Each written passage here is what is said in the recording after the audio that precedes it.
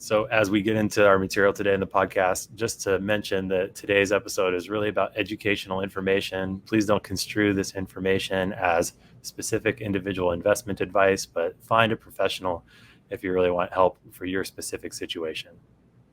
And Kurt may be that professional. We'll get to that, but I just thank you for the disclaimer there, Kurt. Appreciate it. Yeah.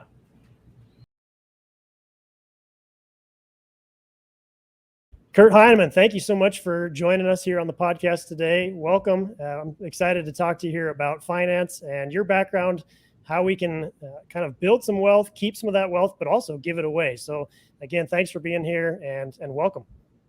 Yeah, thanks for the introduction, Andrew. I'm happy to be here with you and for the invitation to be part of the podcast. I look forward to talking today more about all this subject matter and finances and how we can do that well. Yeah, I'm excited. So for our listeners, if you could just give us a little bit of a background as to kind of how you got to this point, what you do in the financial world, and kind of who you are. Sure. So I was a pastor in the Presbyterian Church for about 10 years, and I loved that work. It was a good work. I felt a call to it. And I did that for about 3 years in Seattle and then 7 years in the San Francisco Bay Area. And even though I loved that work, one of the challenges of it is that it's very geographically limiting. So if you want to live in a particular location, it can be really challenging to try to find a position in a specific city. And my family and I just discerned a while ago that we really wanted to live in one city. And so facing that challenge, we kind of decided, what else could there be that I could do that would help us to live in Spokane, Washington, where we really wanted to live. And so after a lot of discernment, I landed on financial planning. I have a really good friend who's a financial planner, and he told me a lot about the industry. And I thought, I can do so much of what he does, and I think I could do this really well. So a little bit more than a year and a half ago, I transitioned to becoming a financial planner, and it's been a really good thing. I'm a fiduciary, and I'm a fee-only financial planner. And so as a fiduciary, I put my clients' interests in front of my own. I take on that legal obligation to do that, and I'm fee-only. So maybe we'll talk more about this later, but in the industry of financial planners and financial advisors, there are people who are compensated for commissions or sales, and then some other advisors that are compensated directly by their clients for the work that they do. And if you work with somebody who sells you products, they could be looking out for your best interests. That very well could be, but there's also a conflict of interest there. They are looking to sell products, and so that can be challenging. So I'm a fee-only planner, and I'm a fiduciary for my clients. And so in a way, I feel like I'm still living out some of those core tenets that I used to as a pastor, and really looking out for people's best interests. It's just less about their spiritual formation and more about their wealth formation. And but really, those two things are profoundly connected and integrated. And so I love what I'm doing. Yeah. Okay, so I love that you mentioned the integration of the spiritual side and the financial side. So as a former pastor turned financial planner, fiduciary, which is a key term that we'll probably touch on again, but what do you see as the connections there? How does that connect for you and the clients that you're working with? Well, there's a lot of connections there, but I think people want to have a sense of integrity between their money and their faith. And sometimes, around the world, people don't really see a lot of that connection. And so they get a lot of images and they get a lot of communication about what they should be doing with their money and their wealth, but they really haven't thought and slowed down a little bit and said, how does this make sense in connection with my faith? And to be honest, the church probably has failed in talking about this. We are not the best about talking about money too. Pastors are usually pretty scared to talk about money.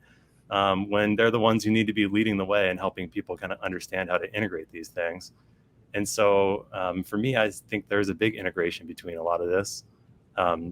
People were made to work. This is more of my nerdy side as a pastor, but if you look at the first few chapters of Genesis, like, who do you see is God? And what is God doing in those first 6 days? God is working. God is building. God is creating. And we were made in God's image. And so what is the image of God? The image of God is creating and is working. And so if we are working and creating, as a part of our working and creating is earning an income and creating wealth, then those things are totally connected between one another, and then how we use that wealth and that money to glorify God. So I see a deep and profound connection between these things. That's an interesting way of looking at that. And then can I probe a little bit on that in terms of, okay, seventh day God rested and kind of enjoyed his creation.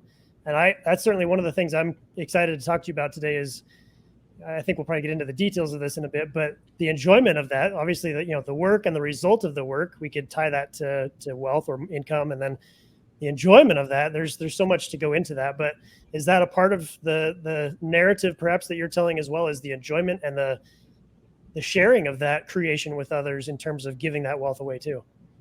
Yeah, absolutely. And maybe this is coming a little bit further along in the podcast, but we're jumping around and having a conversation. But, when I think about my budget and other people's budget, and we start to look line by line about how we spend our money in a given month, there's a lot of things that, are not that fun to spend money on. We have bills to pay. We have these things to do. But then when we get to that giving line item, where if we are giving money and we're sharing it with organizations, churches, nonprofit communities, people, that should light you up. That should bring so much joy into your life when you go, I get to share these resources with other people that I'm aligned with and other organizations. You go, I feel enriched by that activity and I feel enlivened by that activity. Giving money to the gas company, that's fine. You kind of have to do it. But I mean, I light up whenever I see my money getting to go to those places where I just know that good things are happening and I get to be a part of it. So absolutely. You're not excited by the gas company up there?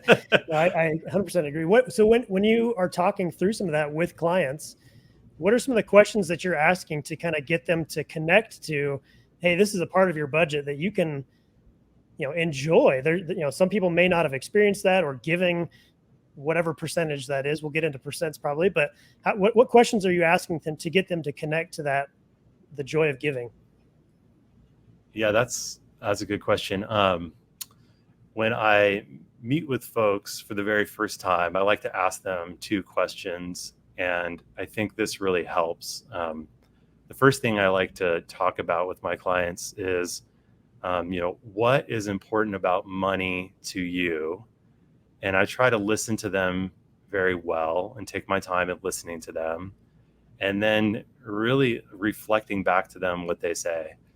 And usually that conversation will follow a similar arc, in that it feels a bit like Maslow's hierarchy, where everybody will say things like, well, money helps me buy food, money helps me do these things. But then eventually, as you kind of reflecting on it with people, they'll start to say things like, well, actually, money helps me be a parent. Money helps me provide for my children. Money ultimately helps me do the things I really want to do in life. I can give some of my money away to be connected with institutions that I care a great deal about. And we can start to get to this higher level thinking about what money is important to you about. And as long as we can kind of get there, then I can say, you just said this, you said that giving was important to you and being generous is important to you with your time and your energy. But maybe you haven't done it yet with your budget. And so let's do it. Essentially, that can be a really scary step. It's easy to give away. Well, for some people, it may be easy to give away a few hours of the week, but it may be scarier to give away a few $1,000s a month, if you're making a good amount of money. And that may feel scary, but realistically, it's when you do it, you feel this deep sense of integrity and you're aligning your whys with your behaviors. And living a life of integrity is, that's the joy, right? So that's the good thing. And the second thing I ask people too is, what do you want to accomplish that requires money and planning? And we end up talking about maybe a handful of things. And when we have that conversation, I really like to try to get as specific as possible about when do you want to accomplish this? How much do you need? Or how much do you want? And then, when you're there, when you've accomplished this thing, who will be there with you? How will you feel? What will it be like for you? Will you smell something? Will you see something? What time of the day will it be? Will you be celebrating?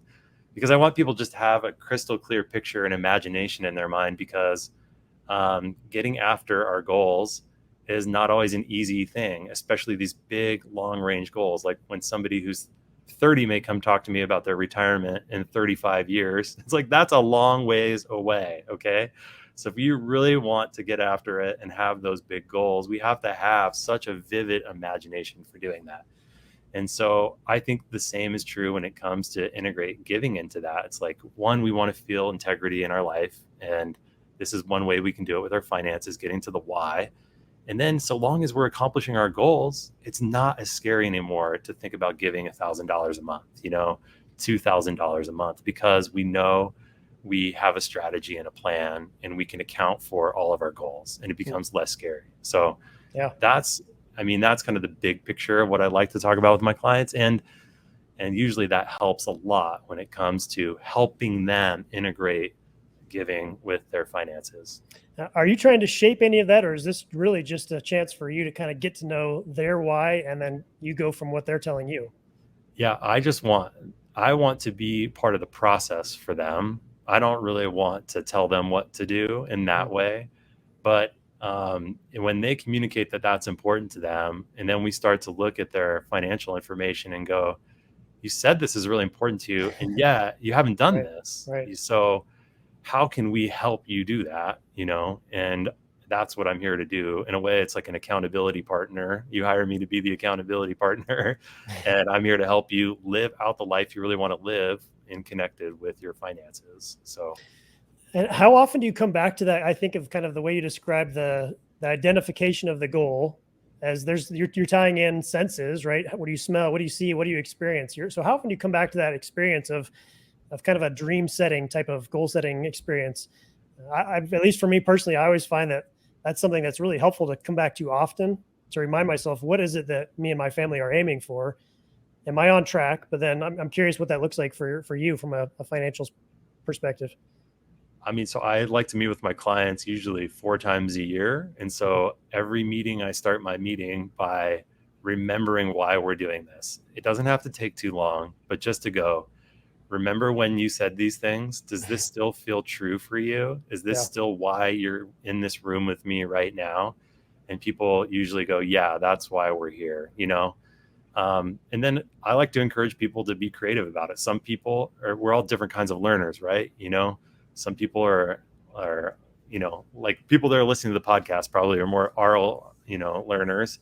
And so they like to listen. Whereas somebody might be visual. It's like, if you're visual, like, don't just take the words that we put on the piece of paper when I'm talking about it, like make an image, have a picture, do some kind of piece of art and put it in front of you so you can see it all the time, so that like you're working towards your goals. And then you mentioned the how much, the quantity part. And this is certainly an aspect that I enjoy. I like numbers. I like to be able to see kind of what does this look like? Reverse engineering. Here's the goal. How do I get there? And kind of adding up the steps along the way. So how in depth are you getting with them with the numbers and, building out? Are you building a budget with them? How do you create that process? Well, everybody's a little different in terms of, what specific services they may want, like doing a budget. Some people may not feel like they want a budget, but everybody has to have a goal. Yeah. It's hard to work with somebody if they don't have a goal at all, right? Because then why are we doing what we're doing? We shouldn't just be investing for the sake of investing, but we should be investing for the sake of a purpose. And so naming goals is really helpful.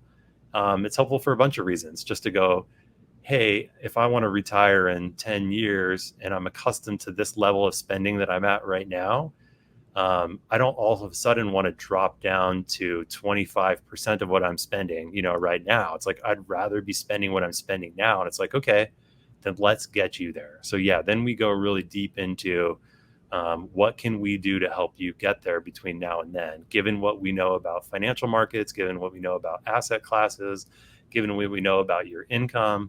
Obviously, there's a lot of variability and unknowns in the future, but given what we know, what can we do to help you get there? And then we create the plan all around that. So yeah, we go very deep into that material. Absolutely. Yeah, one of the big areas that we are focusing on is family, right? So parents of kids, and how do we create a better environment here for our family as we try to raise kids? And one of the things that strikes me as I hear you kind of talk through this process of bringing in a client and going through their financial goals is is the differences that we sometimes experience spousally, right? So how do you deal with, if you have two people who have very different goals financially? Is it kind of, hey, maybe you guys figure that out and come back to me, or walk me through that approach of what do you do when there's two people in front of you who haven't quite figured out what the goal should be actually, or they disagree on it? Um, no, I think it's critical to have both married partners in meetings. I think that's really important. Obviously, there's a division of labor in the family life. Everybody maybe specializes one thing or the other. They do one thing or the other, or they tackle something. But, when it comes to having these meetings, it's really helpful to have everybody in the room together, because you want to have individuals' values, and then you want to have the married values aligned. And I find that, like, if the division of labor is one person coming to these meetings and not the other person, then sometimes it can be really hard, and the other person can kind of be left out and be questioning and wondering what's going on. So I find it's really important that they're, and in the midst of that, if there's conflict, again, kind of like what I said before, this is kind of some tricks I picked up along the way of being a pastor. I try my best to listen to what people say and reflect it back to them.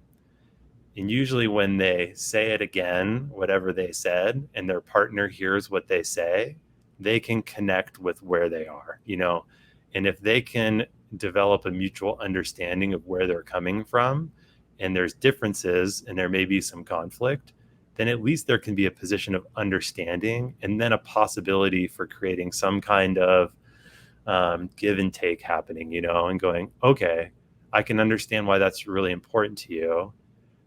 Maybe we can try to do this. And then I'm sort of the tactician that allows for differences of getting to those goals. It's like in financial world, people want to save for their children's education. And so people may want to save through a 529 account, which is a great way to do it if you want to save for your kids' education. But maybe you don't want to lock up all that money, or you think, who knows if my kid's even going to go to college, right? And so you don't want to put it in a 529 account. Then there's other ways for us to save for you, for your child's education account. There can be different things we can do depending upon your tax bracket. Maybe we'll put your just money inside of a taxable brokerage account, pay taxes down the road. Maybe we won't have to, depending upon what your tax bracket is. So there's different things we can do, but it's helpful for those kinds of conversations to come out. It's like, my parents helped me with school, your parents didn't. Let's negotiate, talk about that together, and then we can create sort of the tactical things that we need to do to accommodate you to reaching your goal. You're facilitating a lot of communication there. It sounds like. Yeah, absolutely. I mean, it's because these are the core things in our life, right? I mean, taking care of our kids' education is like, that's a substantial thing in our life, is if that's what we want to do as parents, like, how do we get there, right? So those are really important things. These are important conversations. I could see how I'm beginning to see the unfolding of kind of the overlap between being a pastor and being a financial planner as you get into some of these key discussions about what do we want our life to look like? How does money play a role in that? Where do we want to go? What do we want our kids to do? Things like that. So that's really neat to kind of start seeing those pieces fit together. Yeah. So specifically, as you're looking through someone's financial situation, what are some of those pieces that you're really trying to dissect? And I'll let you get in as specifically as you want on that, or keep it general. No, I think, there's probably two major areas, which when we just think about different kind of financial statements, one is the cash flow statement, or the budget, is like, how are we spending our money and where is our money coming from, and how are these things kind of lining up? And that's a really helpful tool, especially in the world we live in today, where, we live in an economy of subscription models. And so people get this subscription and forget about all these things. We go online and we're bombarded with advertisements. I mean, the artificial intelligence that's involved now is so powerful and persuasive that, like, we buy things we do not need. We've always been buying things we do not need. But that is like a key piece to look at. You might end up saving a couple $100s a month by just like looking at that. Like, hey, do you still look at HBO? You bought this for something 4 years ago. Like, maybe you don't even look at it, and that's a reality. We have a subscription model reality. So it's helpful to look at that with people. And then obviously the bigger picture is, what we're trying to accomplish in terms is the balance sheet, the net worth. Like, how can we move cash into assets that will appreciate faster than cash does, so that we can have enough assets and create cash flow from it so that that can be greater than your expenses. So the cash flow statement is connected to the balance sheet, but the balance sheet is really what we're trying to get after in terms of wealth creation. How can we acquire assets that will help you with cash flow down the road to achieve your goals? And how can we decrease certain liabilities in your life? There are just financial decisions that are not always the best sometimes, and we need to decrease those while we need to increase the good ones. So those are sort of the key pieces that I'm always looking at in terms of putting together a financial plan for clients. Yeah, those are the big ones. Yeah. So you said cash flow, and that perks my brain up a little bit. So I think of cash flow. Obviously, we generally have our W-2 or income that comes in. When you're setting up a plan for a client, and I imagine this can vary dramatically between different people, but when you're setting that plan up, do you have a preference maybe for trying to create cash flow, kind of a monthly cash flow from investments? Are you thinking more long-term, a mix of both, or is it just completely client dependent? I mean, it's definitely client dependent. It goes back to those goals. Like, what do you want, right? Because a person could retire when they're 30 years old if they wanted to, if they had the resources to do it, right? Right. So you don't need to be a certain age to retire. What you need is a certain amount of assets, and you need to know how much you really want to be spending. And so long as the assets can produce a certain amount of cash flow for you, then you could retire when you're 25 or you're 30 or you're 60 or you're 80. Usually the reason why people retire in their 60s is because there's a couple of pieces of cash flow assets that pop up in their life that become available to them, like Social Security or pensions, and previously those things aren't accessible to them. So if you want to retire when you're 50, it's like, well, you better have enough assets in your life that create the cash flow so that you can pay for everything you need to pay for in your life. So it's dependent, but that is one of the key pieces we're looking at, and it really goes to your goals, what your goal is. So back to the fiduciary piece. So if you're taking the stance of, hey, this client's financial goals are your goals now, do you have a preference for kind of that nest egg versus, again, like kind of a cash flowing? Like, how do you see that as? Is there a better option there? I don't know if there's necessarily a better option, because the other component of it is always like risk. How much do Right. you want to take in terms Yep. of risk, right? Because, if you're 60 years old and you have $5 million in the bank and you want to live for another 40 years, but you're only going to spend $50,000 a year, then you can take zero risk and you can just spend that money until you die, right? So taking zero risk is a nice thing, but that's not always possible for most of us. And so everybody needs to have that kind of a conversation too, because when we talk about assets, there's a risk associated with assets. I mean, there's a risk associated with cash too. Inflation's going up 8.5% a month right now. So our purchasing power is being decreased as soon as we get our money. And that's a real challenge. And so we want to find assets that appreciate faster, but this is why you have to kind of take into mind the whole picture, because certain asset classes are going to have a higher standard deviation than others in terms of risk factor. When we think about kind of those basic statistics, it could swing one way in the positive, but it could also swing the other way. And so, what's your risk capacity? Like, what if you think those assets produce enough cash flow, but then they decrease by 20% of their value, and now you're less than that? Can you cut back your expenses? So these are all parts of the conversation that, I try to have with folks, and we try to talk about. Everybody's a little bit different in terms of some of those questions, but I don't know if I have a preference for one way or the other way. But what I have a preference for is just, can we, with the information that we have, try to do what's in your best interest, in terms of what your goal is. So, Yeah. Personally, yeah, it'd be great if you could retire when you're 45. You probably wouldn't retire. You'd probably still be doing things, for the rest of your life and find a lot of fulfillment and joy in what you're doing. But maybe you don't have to work in the traditional sense anymore. And that, Right. I mean, that's the goal, right? Yeah. Yeah. Well, that's not everybody's goal, but that's some goals. Yes. Some goals for some people. Yeah. Right. So Man, there's a lot to get into here, but I'm curious, kind of from your perspective, some of the stuff you've seen so far. What are some of the major mistakes people are making as they're navigating navigating risk, navigating which assets to choose, just the whole picture? What are some of the bigger risks or bigger errors that you see being made? Well, one of the big ones really is it's important to have other people in your life that you can talk to about finances. I would say, in the last couple of years, it's been a wild ride in the stock market. When COVID started, things went down really hard and it was really scary. If you can remember what that was like a little bit more than 2 years ago. And, I knew some people that said, all right, I'm just pulling everything out of the stock market, and, didn't tell anybody about it, probably didn't tell their family members about it. And then, a year later looked at the stock market and went, wait, what just happened? I thought it was all bad, when the market totally recovered in that time period and then some, and then they thought, oh man, I got to get back in. And then a year later, we have interest rates going up and stocks going back down. And then the same thing happens over again. So I think this is one of those kind of tendencies humans have sometimes, is we get scared and we don't have a good strategy necessarily. And we pull out at the bottom. And then when things are good, maybe we get back in.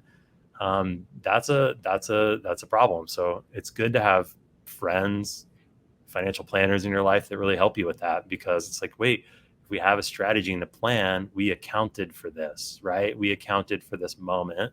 So This is not, just to be you clear, know, you don't like buy high, sell low. no, absolutely not. It's not a good strategy to buy at the top of the market and sell at the bottom, right?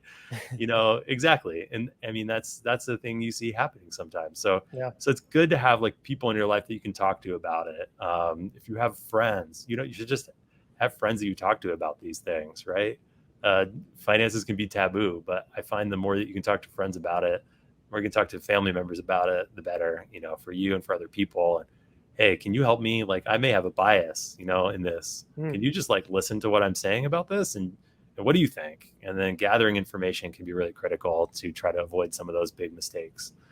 Those are some of the big ones. To me, it speaks to the importance of, you hear that phrase often about you are kind of the average of the 5 people you spend the most time with, and the importance of finding people who are kind of clicked on or switched on financially as well, and making sure you're bouncing those ideas. I love the idea of talking to people, but particularly people who may be a little bit ahead of you or have had some success financially, not just your Aunt Susan who doesn't know what's going on financially, right? But that's Absolutely. It's like, yeah, if your goal is to retire early and be financially free, it's like find someone who is and go talk to them and say, how mm, did you do this? yes. And say, and like, I want to know specifics. Like, I'm going to buy you a cup of coffee and I'm going to talk your ear off for an hour, and then say, hey, if you don't mind, I'm going to buy you another cup of coffee a few months down the road. And I'm sure they're going to say, yes, absolutely. Right. Because, they want to share. There's more cooperativity than there is competition, I think, for something like Mm. that. So Yeah, that's key. yeah. Finding mentors is one of the big things we always find ourselves coming back to as we talk to experts in their fields. That's one of the common themes said over and over: is find someone who's at least a few steps ahead of you, learn what they did, and copy. I mean, rather than reinvent the wheel, just find out from them. And a lot of times, again, if you're finding the right people, they're going to want to help you and kind of pull you along as well. And it really helps having somebody who's been there and done it, rather than just throwing shots in the dark and guessing. Yeah, But kind of absolutely. No, it's get, such a truth. I think you're absolutely spot on. And part of that is because the information we gather today, a lot of times when we just look on the internet for something, you can get a lot of different ideas, a lot of different resources. But if somebody's walked the path, and they can show you, then that's really helpful. Having somebody who's walked the path and who knows, what it looks like, and they can say from the other side, hey, that's a good idea. That's probably not a great idea. And obviously, it's hard to say if anything's going to be a good idea. Nobody has a crystal ball, but they can speak in their own terms about what worked for them and how it might stir an imagination for somebody else. So yeah. absolutely. So crystal ball or lack thereof, and buying high, selling low. What's your approach towards things like technical analysis and looking at charts to determine, hey, is this a good time to buy? How do you approach that level of analysis? Yeah, just to be honest, I'm not much of a technical analysis person. I'm more fundamental. So I Okay. really like to try to understand, what is the value of an asset class. based on fundamental principles. And technical analysis is not something I spend a lot of time in. I'm looking at the charts and I'm trying to look at trends, but that's not one of my specialties. Some people prefer it and love it, and I have friends who are really into technical analysis. But for me, it just kind of gets back to the pieces about the crystal ball. It's like it's hard, to say. Everybody in the industry says past performance is not indicative of future results, right? Like that is ingrained into us. And yet, like if we look at some fundamental analysis of things, we can at least go, okay, this is performed in such a way that this is probably what it's going to continue to do. And maybe it has some other tools available to it, like dividends that it could kick out that could really help us with some of the cash flow. So I spend more time in fundamental analysis when I'm thinking about asset classes than I do in technical analysis. Do you subscribe more to kind of the idea of time in the market beats timing the market?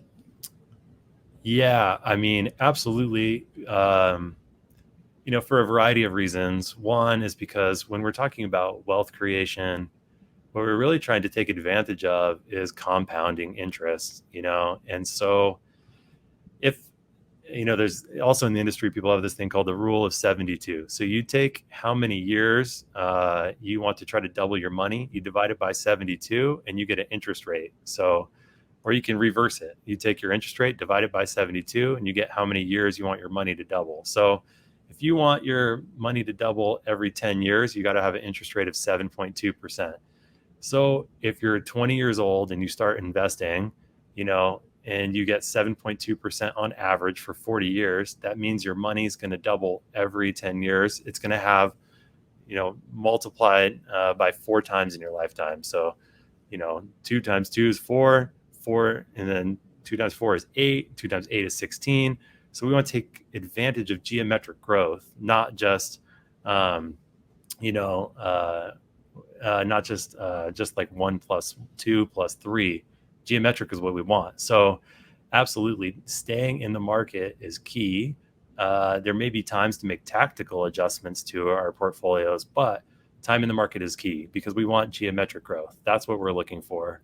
And in the scale of 40 years, having doubling events happen every 10 years is huge. That's not something to scoff at necessarily, but that's when we start to think about long range time horizons too, is even beyond that, thinking about legacy. And so having more of those doubling events happening in the future with children, with grandchildren. So yeah, that's what we're trying to take advantage of, geometric growth. I love that. The compounding idea is one that, again, another huge, fundamental piece that we hear so often. And really one of the major keys there is when you start. And I'm curious if you can kind of can you give me some more details, perhaps, where that scenario you talked about with the time takes to double? What does that look like in terms of, or how do you approach that when you're talking to clients about the importance of getting started so that they can experience more of those doubling cycles? What's some of the math behind that?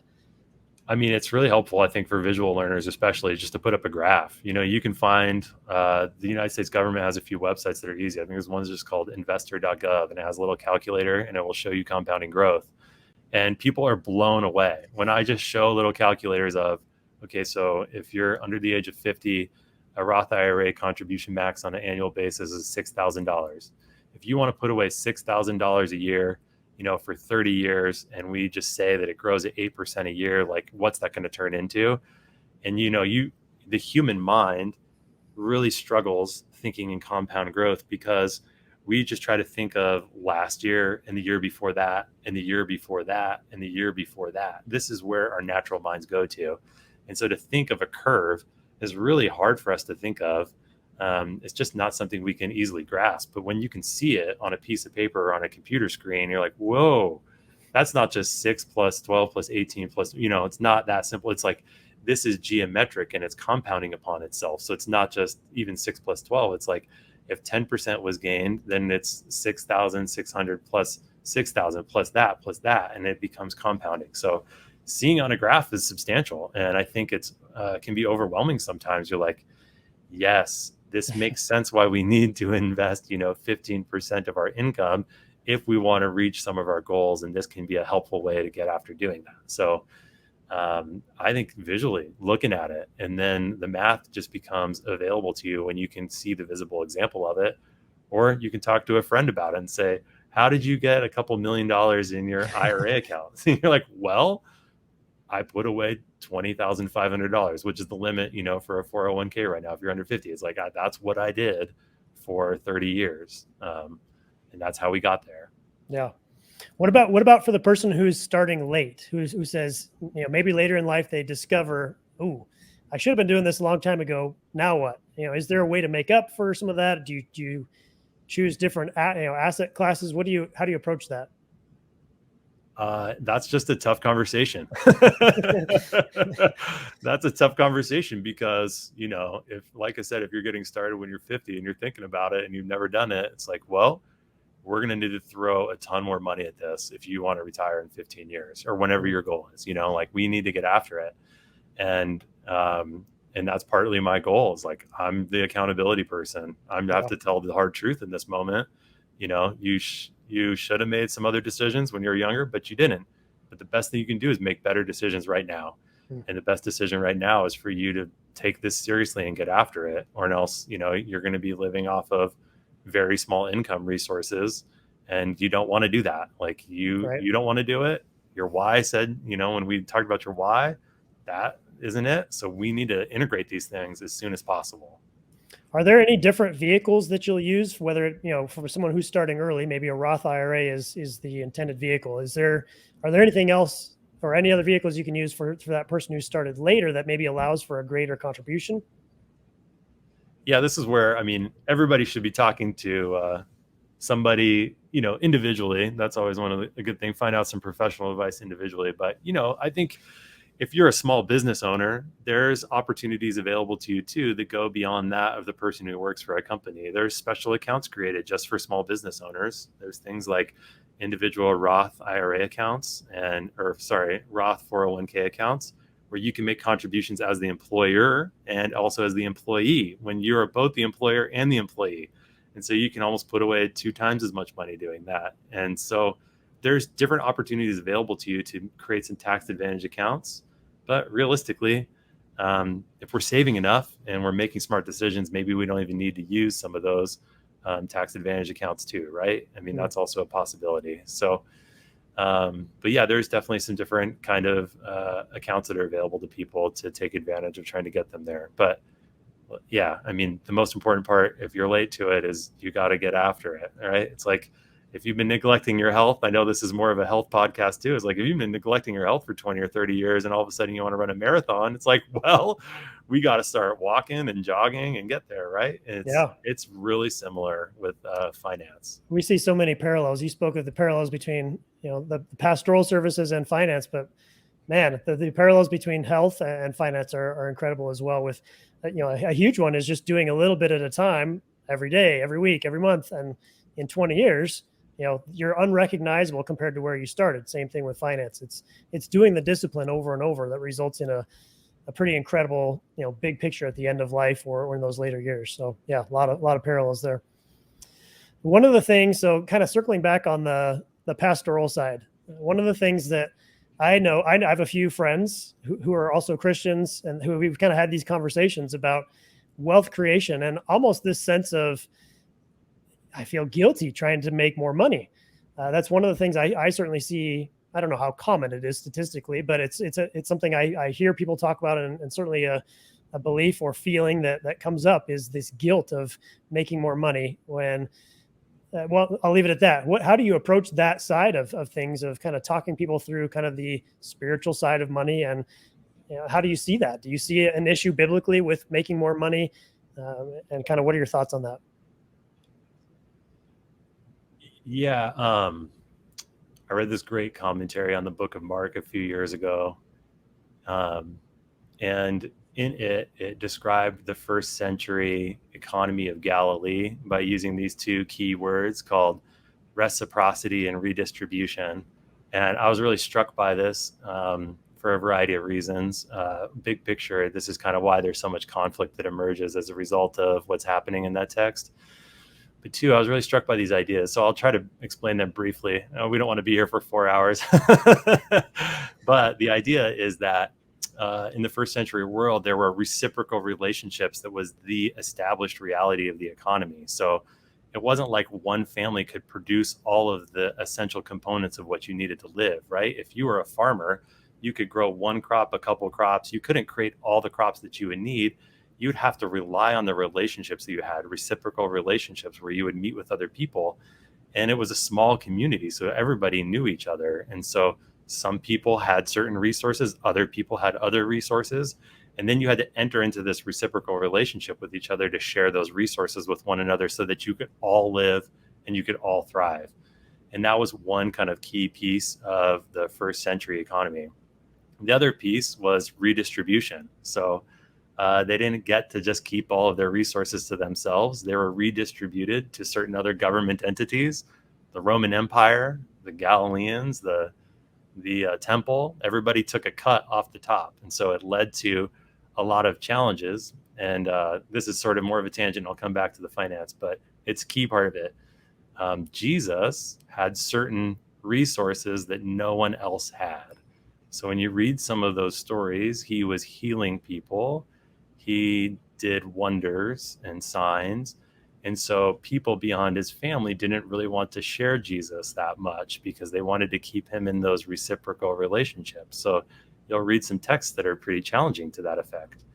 But if we look at Jesus, there is this essential component of the resources that I have available to me, though they are beyond measure, are not just for me, they're for the sharing of other people, right?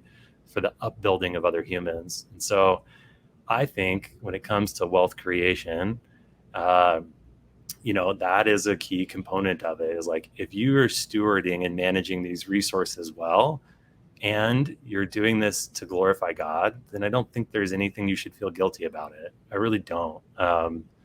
I don't think you should feel guilty about it. Should you feel guilty if you're hoarding it all for yourself? Yep, you should. If you're building wealth just for yourself, so you can hide away somewhere with it, yeah, you should probably feel bad about that.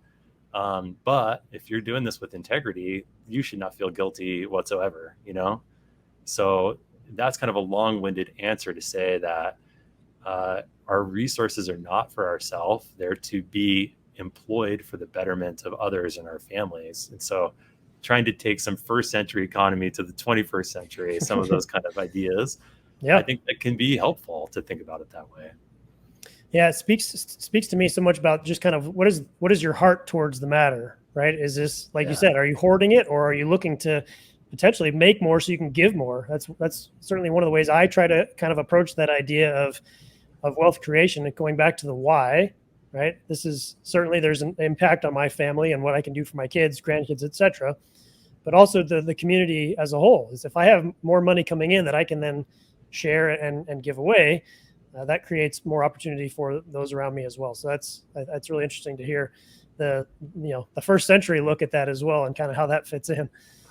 Yeah, so don't feel guilty. I guess that was, well, you Right. feel however you want to feel, but I just think if you're doing it with integrity and you're doing it well, and you're thoughtful about it, if you're feeling guilty, you're probably doing it well at some level, So Yeah. You're probably doing okay. So on that same theme of family, I know you've got kids yourself, two kids, is that right? I have two kids, a 2-year-old and a 4-year-old. Yeah. Okay. So now that you've been a pastor, now you're in financial services. What are some of those key principles or fundamentals that you are going to be looking to teach your kids about money, and how that kind of relates to the faith side as well? Yeah. Other people say this all the time, that you can only do 3 things with money. You can spend it, you can save it, and you can give it. Right. So I think the interesting thing about my kids' generation is going to be a few things. One is that they will never experience currency in its hard format. Like my kids hardly even know what a dollar bill is, or a penny is, or a quarter.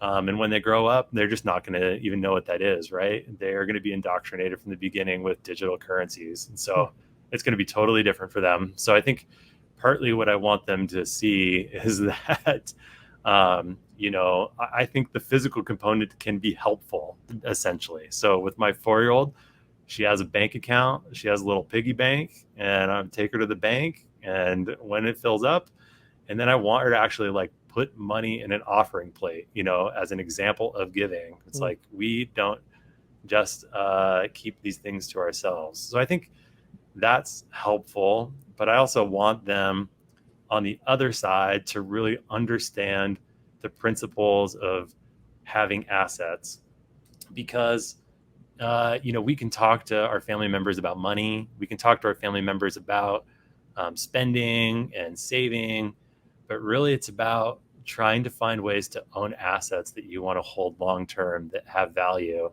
and can produce value for you over time. I think that's the thing that, like, if you want to think financially for your kids' future, is help them understand what that is. If you don't know what those things are, like, learn about it as soon as possible. Read the books, go to the library, talk to friends, find a good financial planner. Like, that's what you want to try to help your children understand, is where to spend their money. It's like, it's not just about spending, it's about keeping it, right? And so you want to hold assets that are valuable. And I just think kids growing up today, I think they're going to have a better awareness of a lot of this than maybe my generation did, just because of the access to information on the internet is substantial for them. Yeah. They can find resources way better than I could. I'm not even that old, but it's different when you're Yeah, for sure. 12 years old. You can learn way more about this now than you could. So those are kind of the things I'm thinking about for my kids. Has your daughter read Rich Dad Poor Dad yet? Not yet. You It's on mentioned the you. bookshelf. One day she'll read it, and Yeah. then I'll try to tell her about that book. Yeah, that's so you talked through kind of the idea of assets and owning assets that produce cash flow for you, and that book was a game changer for me in terms of understanding that. Unfortunately, later in life than I would have liked in hindsight, but still kind of understanding that idea of, in order to get ahead in the way the game is currently set up, the financial game, owning assets that produce cash flow for you is a great way to do that. And so, what are some of those assets that you like? What does that look like for you? Do you have sectors or different assets that you prefer maybe over others? Well, I mean, I think you have the typical ones like, owning property. That's smart. Being able to, if you can, with the right amount of resources you have available to you, buying a house is a smart thing. If you want to go down that road, I know you had a guest a few weeks ago talking about, being investments in properties. That can be a smart thing. Of course, there's just sort of using the stock market as one tool as well. My friend from Rich Dad Poor Dad would say, don't do that. You don't want paper assets, you want hard assets, but that's okay. We might diverge there. And I think probably the one thing to think about that, people don't really think too much about, and it's hard to speak about it on podcasts, but it's like, where the world is moving in the future, people should really start to take seriously digital assets too, and to think about that and learn about it as much as possible. Um, Not that it should be a big component of what people are doing, but to think about cryptocurrency and what blockchain technology is, what Web3 is, and where we are headed with the internet is a thing you should be thinking about sooner rather than later, probably.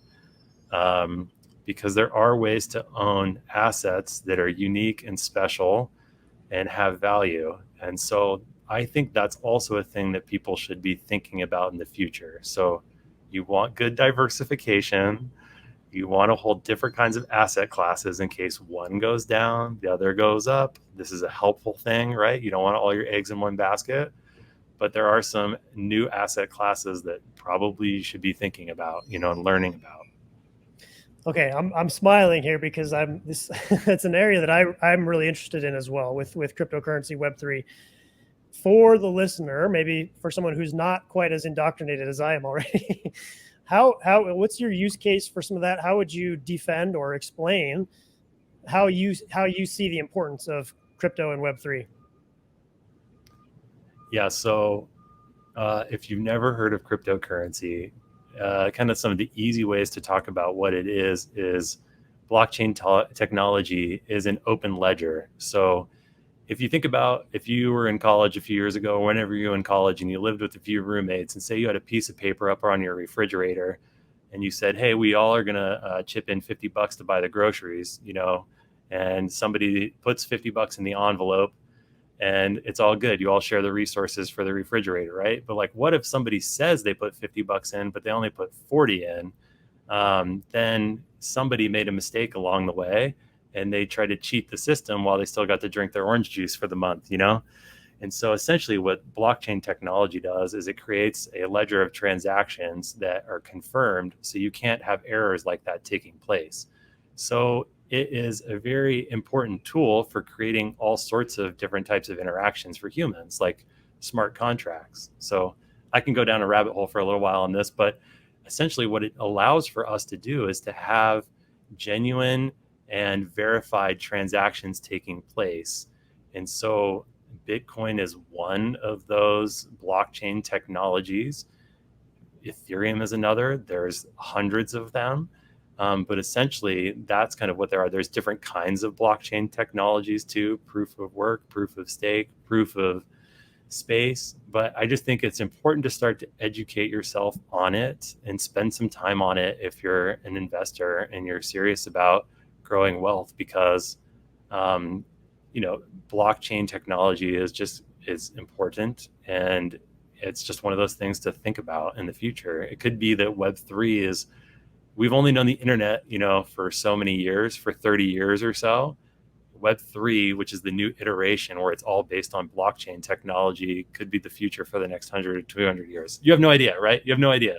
No crystal ball, but it's a thing to think about and to pay attention to for sure. So what is kind of the general recommendation as far as percentage? You mentioned the importance of diversifying, but maybe having some exposure to something that could be a potentially large return there. What's a general ballpark that you're recommending for clients?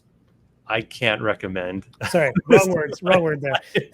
I don't recommend it on a podcast either. Yes. It's just important to educate yourself on it. I would say that it's important for your education to consider some more of these some of the more of these digital currencies. Absolutely. So not 100% Bitcoin allocation. No, don't do that. Absolutely do not do that. All right, check. I got that one down.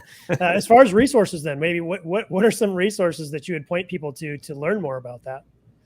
Yeah, I mean, I think you can find some things online.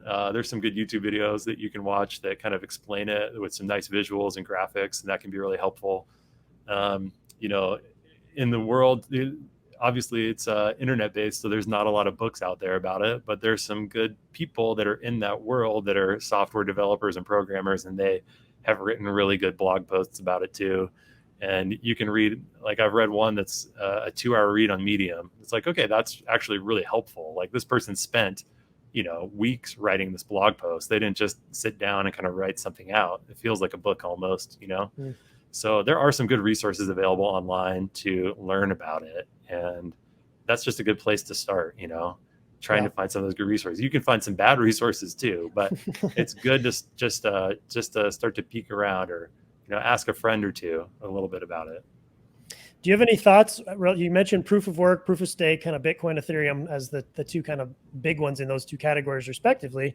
What are your thoughts as far as the application of one or the other? Do you think it's important to maybe have a little bit of both, and why? How do you approach that part of it? I think computing power, and the energy resources we throw at it is pretty intense. And so that has to change at some point, hopefully, or we have to develop more renewable energy sources to support proof of work moving forward in the future, because that's kind of the core piece behind proof of work, is throwing computing power out as much as you can. So, there's some reports that say like Bitcoin's blockchain alone, is like the equivalent to, I don't know, a modern country in Europe, basically using all of that energy every day. So I think that's one of those things to think about in the future, is like, how can we do that? Which is where proof of stake helps. That helps a little bit too, and decreasing some of those energy sources for using that blockchain. So one of the arguments I hear usually from Bitcoiners is proof of stake is just a reimagination of the current system. Whereas something like proof of work, meaning we're using energy, as you mentioned, to kind of verify transactions, actual energy, right, from a power source that you can measure, is something new. And that's why we should explore that as a way of verification. What do you think about, is proof of stake the same old system reimagined on a digital service, or do you see differences there? It may be, but some of the old resources are not bad necessarily. And we see that even in some of these digital assets too. I mean, some of the old principles apply. Mm-hmm. Owning a house is a smart decision. Owning assets is a smart decision. Now there's just digital assets, so it's not that the old is necessarily bad in a way anymore. There can be new applications of the old that are good too. So I think it's innovation is not a bad thing in that respect, even if it's an innovation back to the old. Yeah, for sure. Yeah, that's well said.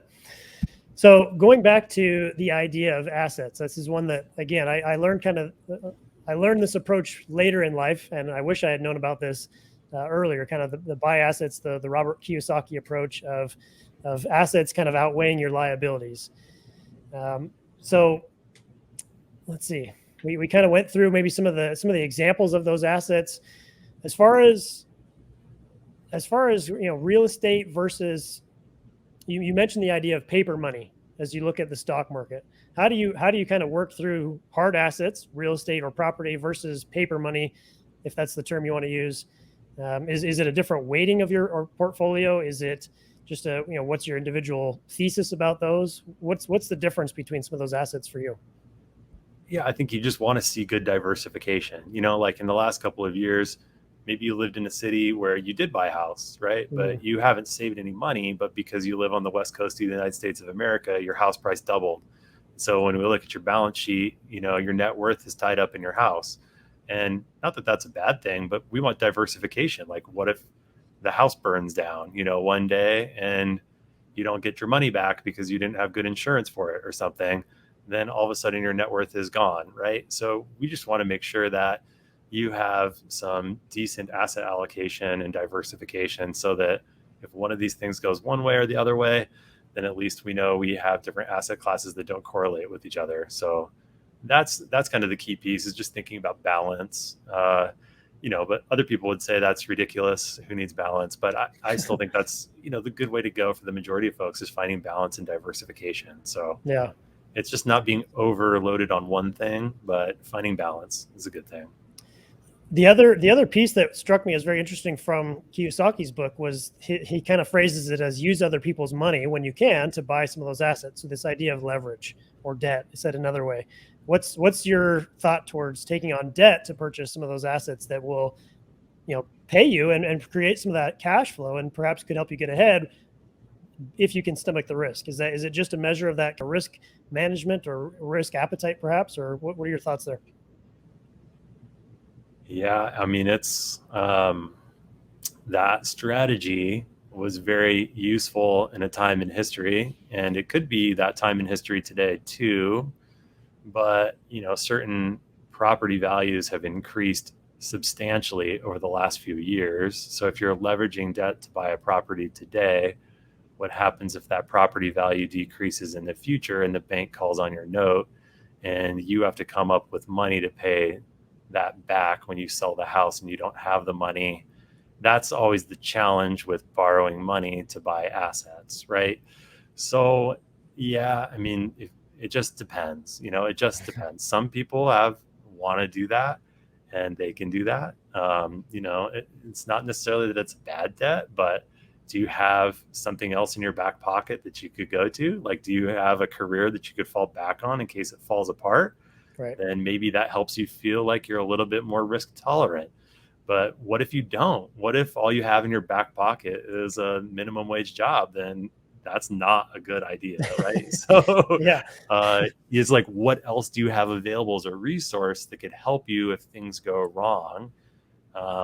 That's kind of where you should be thinking about that. So not that it's bad, but I mean, when you got to buy a property in the 1970s for $12,000 and now it's valued at 1.5 million, it's like, yeah, that was probably a really smart decision, but hindsight, is 2020. So will the $1.5 million house today be $1.5 million in 2 years? Could be 1.3. Housing values are going down in some places right now. So nobody knows, but are you comfortable going back to work, or finding some way to scrape together some money? Those are the questions that you kind of got to talk to yourself about. Right. Yeah. So it sounds like that's maybe not the approach you recommend often. Maybe in some cases as long as, like you said, as long as you have the ability to bail yourself out, perhaps that's something to consider, but be very careful with that. Yeah, I probably don't often recommend that to most folks, but I mean, some people have the capability for it. And like I would say, even if you read some of Kiyosaki's books and other people's books that subscribe to that idea, it's a very small percentage of the population that's doing that. Mm-hmm. And so that's the only hard part, where it's like, it seems like it's all good, right? But there's probably a reason why there isn't mass adoption of that strategy in some way, is because it carries substantial risk. And some Yeah. people have gone that way and been in bankruptcy, and their life has been ruined as a result of it. So you just gotta, learn as much as you can, take a grain of salt with that. It's good So until it's not good. it's good until it's not good. And when it's Yeah. not good, it's really not good. We're Right. like, most folks can take a 10% hit on their investment accounts, and they're like, well, that's a bummer, like this year investment accounts down. You're like, well, that's too bad, but I didn't go bankrupt this You're year. still So you're still playing the game. you're still in the game. If Yeah. you somehow have to get your note called on by the bank and give it back to them and sell the house under value, it's like, that is just, then you're out, so Plus, you've interrupted that compounding cycle that you've talked about, and it's going to take you years and years to get back to where you can resume that cycle. Exactly. So everybody has different styles. Some people just say don't use other people's money to buy properties. I just think that's really specific to Mm-hmm. people. I think it really Sure. is. I think it's Yeah. really specific to people. Yeah. Appetite for risk. And like you said, what else you have going on, to create other cash flow behind the scenes, maybe. One of the things I have heard, and I'm not in a position yet to know this, but I'm curious from your perspective, I hear it takes a different skill set to kind of create wealth versus maintain or keeping it. Is that true in your experience? And what are some of the different maybe vehicles or things that you, again, no recommendations, but is that true? Let's start there. Is a difference between building wealth versus keeping it? Absolutely. I mean, yeah, absolutely. I think it just is the way people are wired sometimes, what you get excited about. It's like, what do you get excited about when you get a paycheck? Because like, do you get excited about going to the store and buying something brand new? Or do you get excited about buying some assets with it? Right. It's like, do you get kind of, excited about that? It's like, that is a personality type. It's not just personality. You can grow into that. You can learn into that. Right. And so yeah, there's definitely a difference in that, but that takes hard work, because I think the world, and this is not a bad thing, our world is built around a consumer mentality, but consumption is the predominant mechanism to move forward our economy. Nothing's wrong with that, right? But we as individuals need to be cognizant that the system is built that way. So if we want to try to build wealth, then our money can't only be going to be consumed. We got to spend it on assets. We got to make sure that it's being held in things that are more valuable than, or have the possibility to become more valuable than, the cash that we get from our jobs. So yeah. That's a conversation my wife and I have quite frequently. Speaking of family, so keeping on that theme of family, what are some ways that you mentioned a 529 account? I'm thinking about, as we look towards the future with our kids, setting them up for whether it be college or even just their financial future. How do you think through that as a father, and some of the things you're looking at to set your kids up down the road?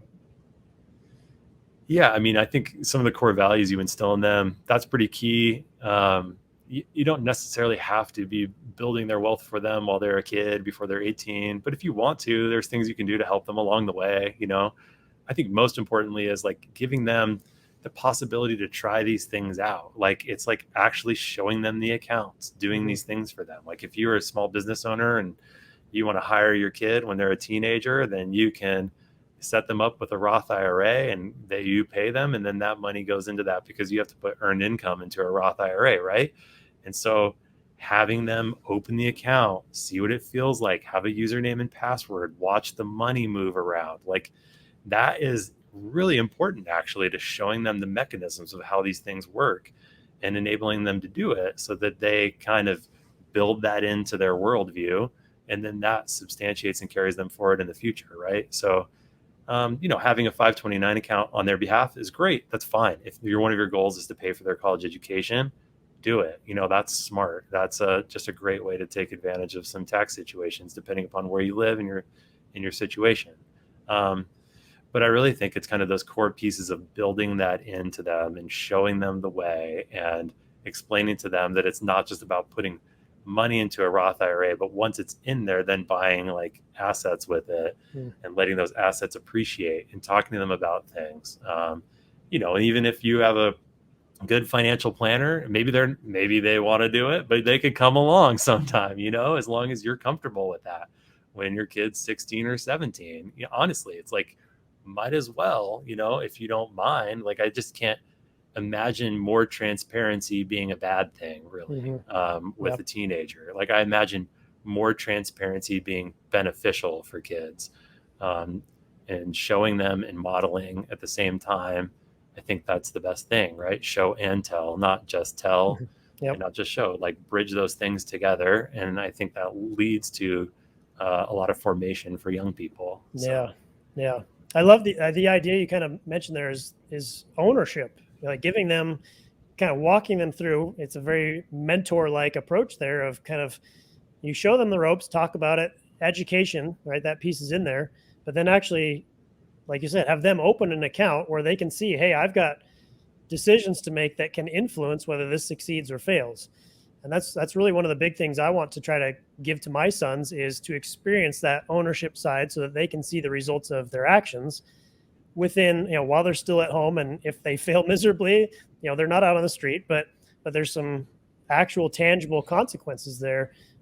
Do you think, I mean, have you identified strategies that you plan to use with your kids in that sort of regard, of giving them ownership and giving them the chance to make some of those moves that either result in success or failure? yeah, absolutely. I mean, my oldest is only 4 years old, but I'm Sure. already thinking about this process as a dad. Like, I'm Yeah. thinking about what are the things that at this age level is tangible for them to be able to take ownership of something. Honestly, like, we're starting preschool in a few weeks, and my goal is to try to have my 4 year old make their own snacks every day.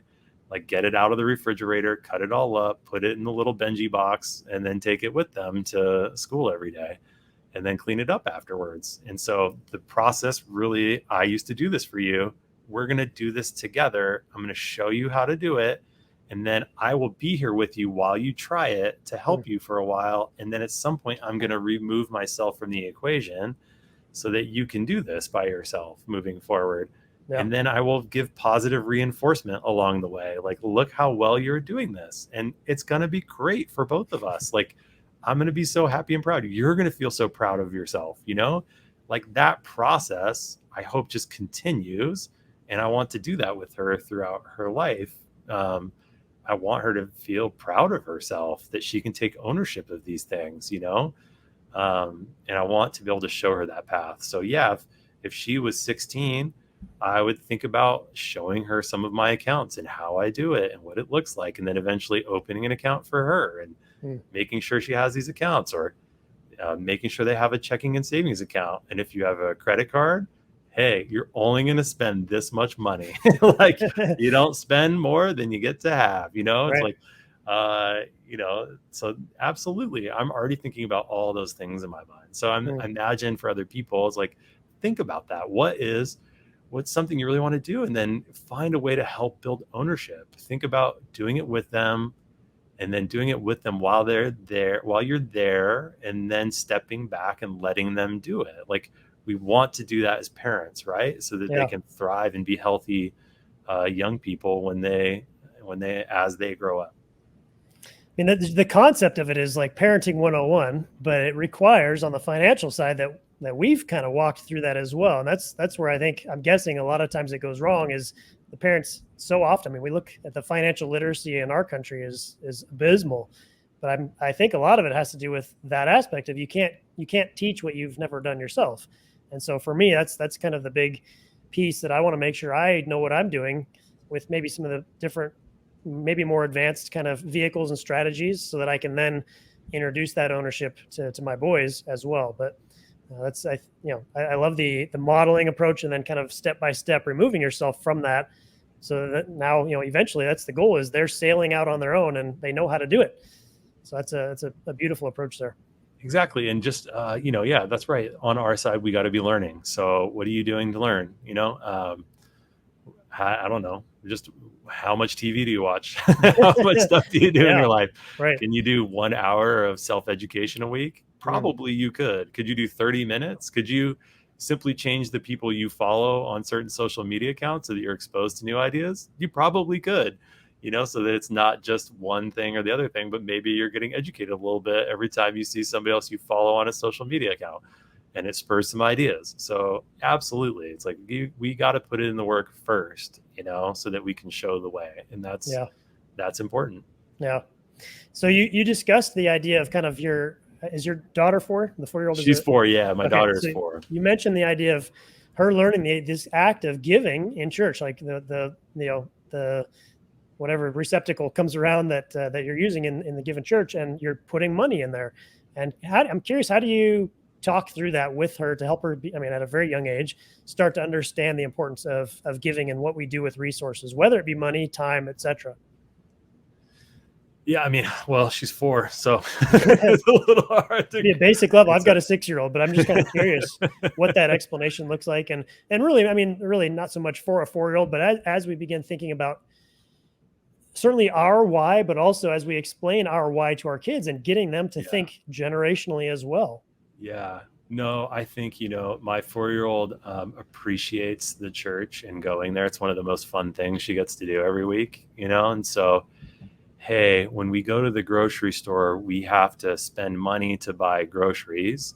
That's one of the things we can do with money. One of the other things we can do with money is support this place so that you can come here and be with your friends in your community. And, along the way, it will become higher level as she learns about some other things. But for right now, it's like, you know, we eat donuts every once in a while at church. I'm like, where does that come from? Well, it comes from the people who are generous and sharing their resources so that can make it available. And you get to do that in a small way. And as you grow older and bigger, it'll become more substantial and larger with you too. And beyond just the donut, there's people who really need help. And we know that this place is helping people, and you get to play a part in that. Even if it feels small, it's meaningful. So you want to participate in where change is happening in people's lives, then giving is a component of that, Yeah. So my 4-year-old's only kind of learning about some of that stuff, but I think it's kind of catching on. It's surprising where you share, you talk, they see, and you start to see it kind of sink in. So I think just having those conversations, it's like, I'm going to do this action and I'm going to try to verbalize why I do it with them and help them kind of catch on to what we do. So I Yeah. think that's just key, talking about that, and that's true of life for adults too. It's like, let's verbalize about the actions that we do, and Right. we'll learn if those are the right actions or the wrong actions we want to be doing. So Yeah, absolutely. Okay, so previously you mentioned this idea of 15% as a kind of I don't know if that was a kind of a target ballpark for investment. I'm curious if that's, talk a little bit about that as far as percentage of one's income they should probably be investing, but also on the giving side, do you have recommendations for a percent allocation for giving? yeah, I would just say, yeah.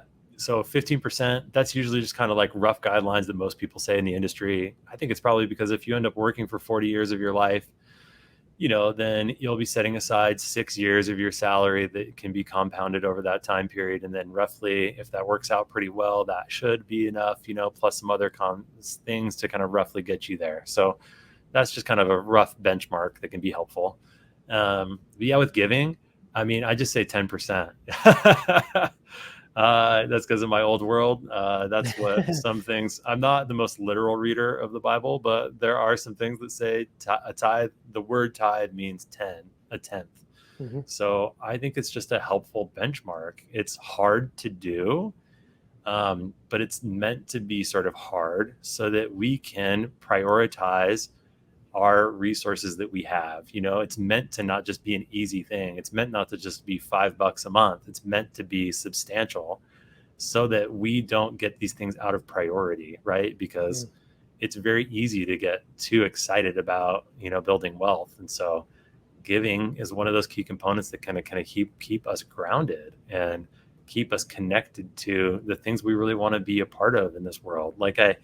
Um, and then you can give beyond that too. You can give beyond that too. Like in my own community here in Spokane, there's this amazing nonprofit I love. It's called Feast World Kitchen, and they created this common kitchen where refugee families from all around the world that have moved here can come, and the families make a meal a day, and it's a restaurant, and you can buy this delicious food from around the world, and there's a nonprofit that supports the whole thing, and it's connected to another church community, and it's just unbelievable. And it's like, I love eating my food there. The food's delicious, but also I know it's going to benefit these humans that really need it.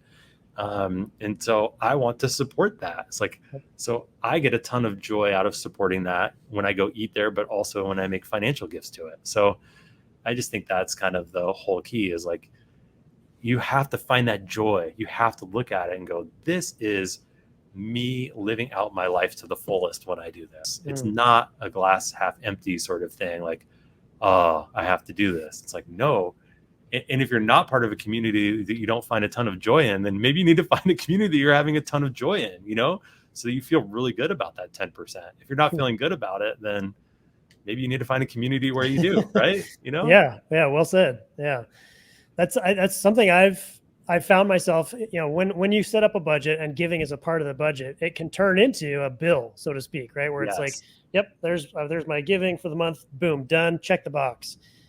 And I've found, for me at least, it's really helpful to take a pause, right? I'm paying my other bills before I do the giving part. I take a pause and actually kind of pray about, like, I'm excited about where this money is going, and I get to hopefully do something that impactful with it.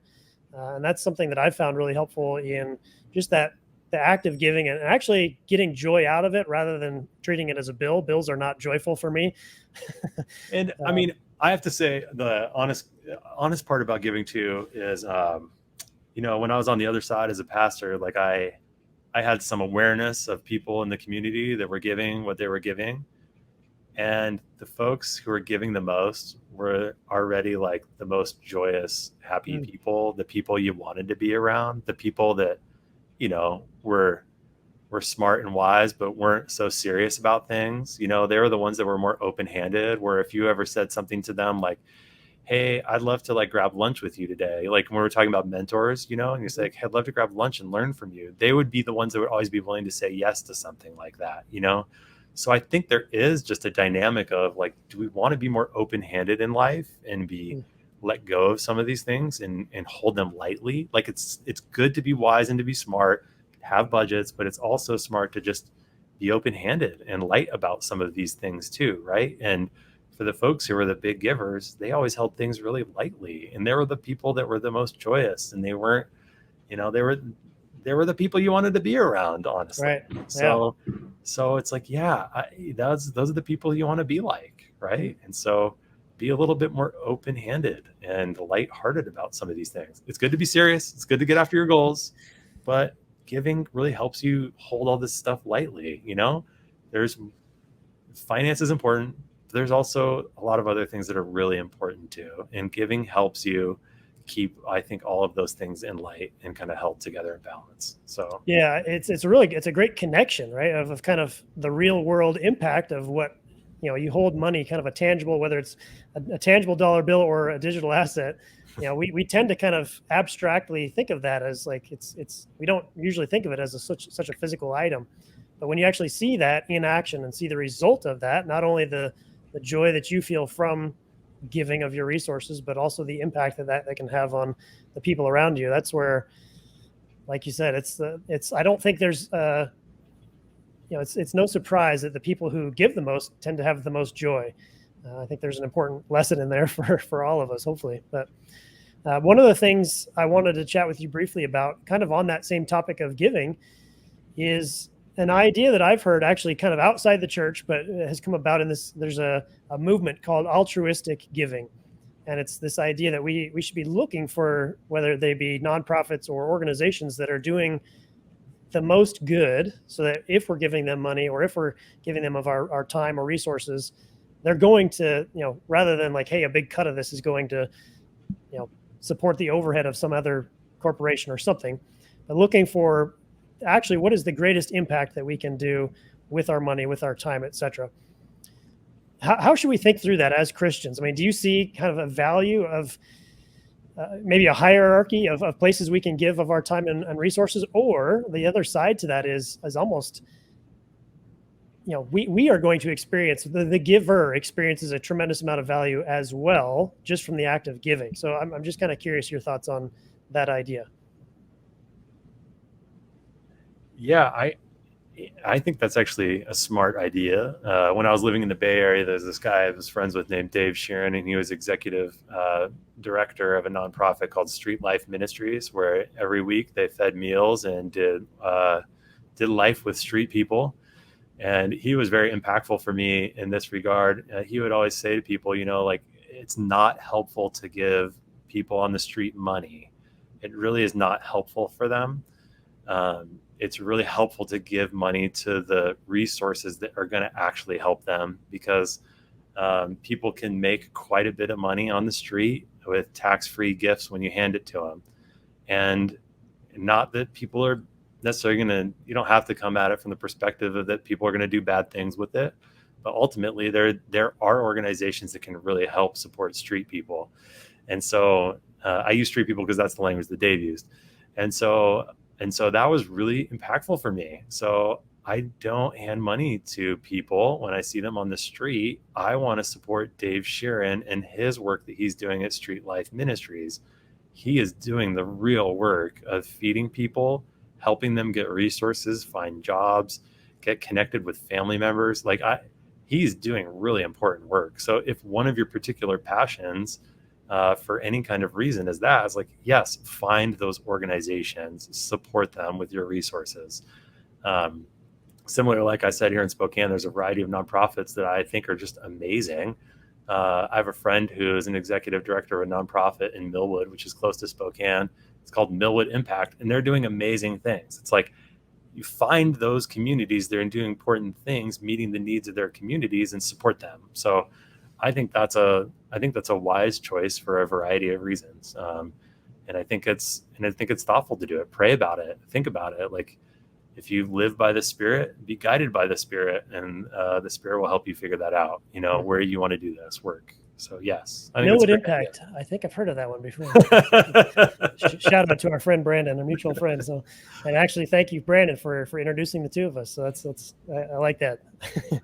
But yeah, like, I 100% agree. He's doing some amazing things in Spokane, and it reminds me, just kind of as you talk through that, the thing I think of is the importance of actually being physically present and involved in some of these things. You're never going to hear about a lot of these ministries or outreaches if you're not there, kind of rubbing shoulders with people or being involved in your community.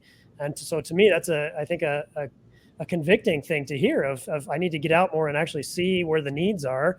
And once you do that, then you know where those resources can go and where it's going to do the most help and most good. So thanks for the little conviction there. The little nudge. Yeah, go do it. Go rub shoulders. Figure it out. Go figure it out. Very pastoral of you. Appreciate that. That's good.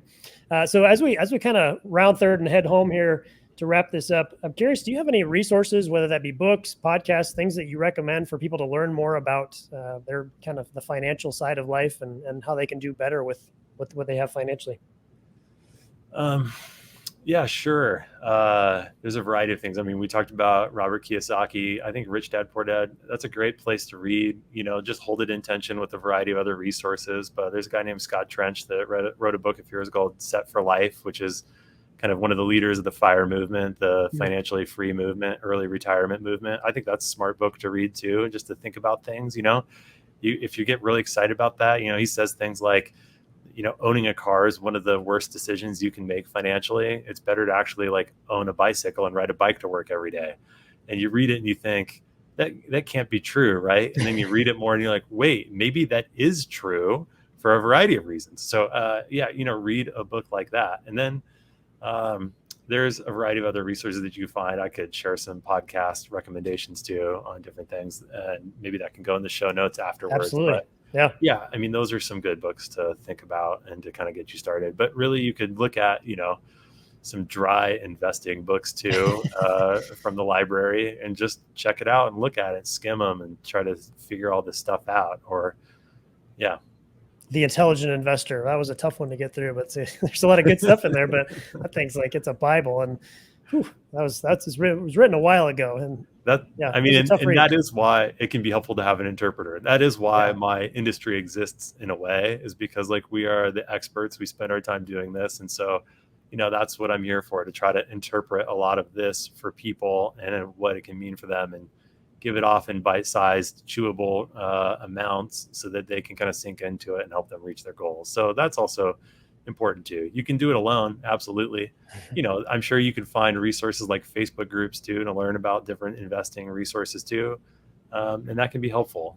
Just get started on it. yeah. So that's a perfect segue into telling our listeners, where can they find you? What are some of those services that you're offering? And if they want to reach out and contact you, how do they do that? Yeah, so the name of my business is Vision Casting Financial Planning, and really it kind of goes to everything we've been talking about. Like, I want to help people understand what is their vision, where do they want to go, and then I'm here to help support them get there. So I want to help cast a vision for their financial life, and that's what I do. Yeah, I work with people here in Spokane, but I also work with people outside of Spokane remotely. And I have a business that's set up to do both of those things: work with people here in person, but also outside of Spokane remotely. I provide comprehensive financial planning for my clients and investment management if they want that. So you can find me on my website. It's called visioncastingfinancial.com. And there's a homepage, and then you can just click on the tab up there that says calendar, and you can find a time to meet with me. And I'd be happy to talk to anybody if they're curious about walking through that first kind of meeting I talked to you about, what's important about money to you, and what do you want to accomplish that requires money and planning. And I can lead you through that. That's a complimentary 1-hour meeting. And if that's something that people are curious to explore, they can just sign up for that on my calendar on my website, and I'd be happy to do that with anyone. Perfect. Kurt, thank you so much for your time. I appreciate it. I've got my next step, 100% Bitcoin allocation. So I got that covered. Exactly. No, it was awesome to be with you today, Andrew. Thank you so much for your time and the work you're doing with this podcast. It's a noble calling to try to help people get healthy and get well in a variety of different kinds of ways. So best of luck to you and to everybody that's listening to this podcast today. Get after it. Learn about these things, and bring that sense of wholeness and integrity to your finances and your life. I mean, live the life you want to live, right? Move. That's the name of this podcast. Move. Do something. So get after it. Well, I love that. You're speaking my language right now. So I thank you for the contributions you're making to help people with the financial side as well. And thanks for hopefully some great lessons here for our listeners. So again, Kurt, thanks for your time. Really appreciate it. Thanks, Andrew. Good stuff.